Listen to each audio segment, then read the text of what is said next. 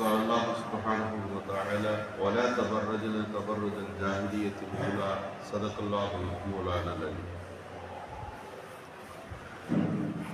மேலான அல்லாஹ்வின் நல்லடியார்களே, அல்லாஹ் சுப்ஹானஹு வ தஆலா திருக்குர்ஆன் மூலம் எந்த ஒரு சமூகத்தை உருவாக்கினான். திருக்குர்ஆன் ஏற்படுத்திய அந்த சமூகம் எதுவெல்லாம் தவறாக இருந்ததோ அத்தனையும் திருத்தியது. ஆரோக்கியமான ஒரு சமூகத்திற்கு எதுவெல்லாம் அவசியமோ அதையெல்லாம் அவர்களுக்கு கற்றுக் கொடுத்தது. அந்த வரிசையில ஒரு வசனம், வலா தபர்ரஜ்ன, பெண்களே நீங்கள் ஐயாமுல் ஜாஹிலியா காலத்திலே நீங்கள் சுற்றி திரிந்ததை போல தெரியக்கூடாது அப்படின்னு கட்டளை போட்டு, இஸ்லாம் வந்த பிறகு பெண்களுடைய மாண்பை அவர்களின் பாதுகாப்பை உறுதிப்படுத்துவதற்கு பல்வேறு நடவடிக்கைகளை மேற்கொண்டது. அந்த வரிசையில தவறுக்கு விட்டுவிட்டிருக்கிற எல்லா விஷயங்களையும் தடுக்க வேண்டும் என்ற அடிப்படையில் நீங்கள் அலங்காரங்களை வெளியே காட்டாதீங்க, அது சிலருடைய மனங்கள்ல பிரச்சனை உண்டாக்குது. அவர் பிரச்சனை இல்லாமல் இருக்கணும்ன்றது வேற விஷயம். ஆனால் அதற்கு நீங்கள் எண்ணெயை ஊற்றுவது போல நடந்து கொள்ளக்கூடாது. ஆண்களின் உள்ளம் தவறானது, தவறான போக்குக்கு வாய்ப்பு இருக்கிறது என்று இருக்கிற போது அது போன்ற சூழ்நிலைகளை நீங்கள் உருவாக்கி தரக்கூடாது. சமீபத்தில் வெளிநாட்டிலிருந்து வந்த ஒரு டூரிஸ்டுகள் சில பிரச்சனைக்கு உள்ளாக்கப்பட்டார்கள். ஆட்டோ டிரைவர்கிட்ட கேட்குறாங்க, இவ்வளவு நாளா நீ தானப்பா இங்கே வந்து எல்லாத்தையும் கூப்பிட்டு தானே வந்துகிட்டு இருக்கிற, இப்போ ஏன் பிரச்சனை ஆச்சு என்று சொன்ன போது அந்த பெண்கள் லிபரலாக பேசியதும் என் தோளை தொட்டதும் அவர்கள் இயல்பாக என்னிடத்தில் நடந்து கொண்டதும் தான் இது போல தவறாக நடப்பதற்கு காரணமாக அமைந்துவிட்டது என்று சொன்னார். இங்கே நாம் கவனிக்க வேண்டும், ஆடை விலகல் என்பதும் ஆடை குறைவுகள் என்பதும் சகஜமான அவர்களது நடவடிக்கை என்பதும் ஒரு வகையான தவறை நோக்கி ஆண்களை தள்ளுவது இயல்பு. வலா தஸ்லஅன பில் கௌல், எனவே பெண்களை நீங்கள் குழஞ்சு பேசாதீங்க. நீங்கள் குழைந்து பேசுவது ஒரு வகையான ஆண்களின் உள்ளங்களில் ஒரு நோயை உருவாக்குகிறது என்று குர்ஆன் தடை செய்கிறது. இந்த வரிசையில நபிகள் ஸல்லல்லாஹு அலைஹி வஸல்லம் அவர்கள் பொதுவான பல கட்டுப்பாடுகளை ஒழுக்க மாண்பை பேணுகின்ற விதத்தில் அந்த பெண்களுக்கு போதித்தார்கள். ஒரு தடவை பள்ளிவாசலின் தொழுகை முடிந்தது. ரசூலுல்லாஹி ஸல்லல்லாஹு அலைஹி வஸல்லம் பள்ளிவாசலுக்கு வெளியே நின்று பார்க்கிறார்கள். ஆண்களும் பெண்களும் கலந்து ஒன்றாக நடந்து போய் கொண்டிருக்கிறார்கள். இதை பார்த்த ஸல்லல்லாஹு அலைஹி வஸல்லம் சொன்னார்கள், அலைகுன்ன பில் ஆஃபாதி தரீக், பாதையில் கொஞ்சம் ஓரமாக போங்க பெண்களே என்று கட்டளையிட்டார்.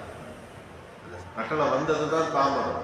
பெண்கள் சோறுகளோடு உரசிக்கொண்டு தங்களை ஓர பகுதியிலே தங்களுக்கான பகுதிகளாக ஆக்கியவர்கள் பாதையிலே நடந்து போனார்கள். இஹ்லாஸ் என்கின்ற கலந்து விடுதல், ஒரே இடத்திலே ஆணும் பெண்ணும் சங்கமாகி விடுதல் என்கின்ற சூழல் மாற்றப்படும். இன்றைக்கு நாம் சவுதி அரேபியாவின் பல்வேறு காட்சிகளை பார்க்க நேரிடுகிறோம். திட்டமிட்டு இந்த அம்சங்கள் மாற்றப்படுகிறது. திரையரங்குகள் திறப்பு, இன்னும் பிற கேலிக்கூடங்கள் திறப்பு, அதில் ஆண்களும் பெண்களும் சமமாக கலந்து கொள்ள வேண்டும் என்கின்ற வலியுறுத்தல் வாய்ப்புகள். இன்றைக்கு எந்த இடத்தில் உலகத்திற்கு மனித சமூகத்திற்கு தேவையான நாகரிகங்கள் உண்டாக வேண்டும் என்று அல்லாஹ் விரும்பினானோ அந்த நாகரிகத்தின் தொட்டில் மக்கா நகரத்தில் அந்த நாட்டிலே நடந்து கொண்டிருக்கக்கூடிய பல்வேறு காட்சிகளை பார்க்கிறோம். காபா வடிவம் ஒரு முக்கியமானது, புனிதமானது. அந்த காபா வடிவத்தில் ஒரு கேலிக்கூடம், ஒரு சூதாட்டக்கூடம் கட்டப்பட்டு அதிலே கேளிக்கைகள் நடத்தப்படுகிறது. ஏன் இந்த காபாவின் வடிவம் தேர்ந்தெடுக்கப்படுகிறது? புனிதமான கண்ணியமாக முரப்பா, 4 பக்கமும் சதுரமாக இருக்கக்கூடிய அந்த பிரம்மாண்டமான காட்சிகளை ஹஜ்ஜிலே உம்ராவிலே நிமிர்ந்து பார்க்கிற போதே நம்முடைய உள்ளங்கள் உருகி கண்ணீர் சொரிகிற அந்த காட்சிகள் ஹாஜிகளும் உம்ரா செய்பவர்களும் உணர்ந்தவர்கள். அதுபோல ஒரு காட்சி, அதோட பெரிய கட்டடத்தை செஞ்சு என்ன சொல்ல வருகிறார்கள்? இதைக்கு நாம் யோசித்து பார்க்கிறோம். பெருமானார் ஸல்லல்லாஹு அலைஹி வஸல்லம் காலத்துல பொது இடத்துல அல்ல, பள்ளிவாசலில் தொழுது கொண்டிருந்தார்கள். ஆண்களும் தொழுதார்கள், பெண்களும் தொழுதார்கள். காரணம், நபி இருக்கிற போது 2 பேருக்குமான பல்வேறு கட்டளைகளை பெருமானார் சொல்லிக் கொண்டிருந்தார்கள். எனவே எல்லா தொழுகைக்கும் பெண்களும் வந்தார்கள். ஒரு கட்டத்தில் இதுபோல சில குழப்பங்கள் நேரிடுகிற வாய்ப்பு உண்டு என்பதை புரிந்த ஸல்லல்லாஹு அலைஹி வஸல்லம் சொன்னார்கள், ஒரு பெண் தன் வீட்டில் தொழுகுவதை விட தன்னுடைய வீட்டின் ஒரு அறையிலே தொழுகுவது சிறந்தது. ஒரு வீட்டின் அறையில் தொழுகுவதை விட தொழுகைக்கென்று ஒதுக்கப்பட்ட ஒரு தனிப்பட்ட இடத்திலே அவர் தொழுவது ஹைரோன், அவருக்கு சிறந்தது. சலாத்துல் மர்அதி ஃபி பைத்திஹா ஹைரோன் மினல் மசாஜித், பள்ளிவாசலில் வந்து அவர் தொழுவதை விட வீட்டில் ஒரு பகுதியிலே தொழுகட்டும் என்றார். என்ன காரணத்திற்காக வேண்டி சொன்னார்கள் என்றால், இந்த குழப்பங்கள் பெருகிவிடக் கூடாது என்பதற்கு. வீடு, அறை, அதற்குள்ளே இருக்கின்ற ஒரு தனிப்பட்ட இடம், இதில் சிறந்தது சொல்லுவது தான் சிறந்ததுன்னாங்க. ஆனால் ஒரு பெண் வந்து அனுமதி கேட்கிறார், நான் பள்ளிவாசலோட போயிட்டு தொழுகணும்னு கேட்டால் என்ன செய்வது?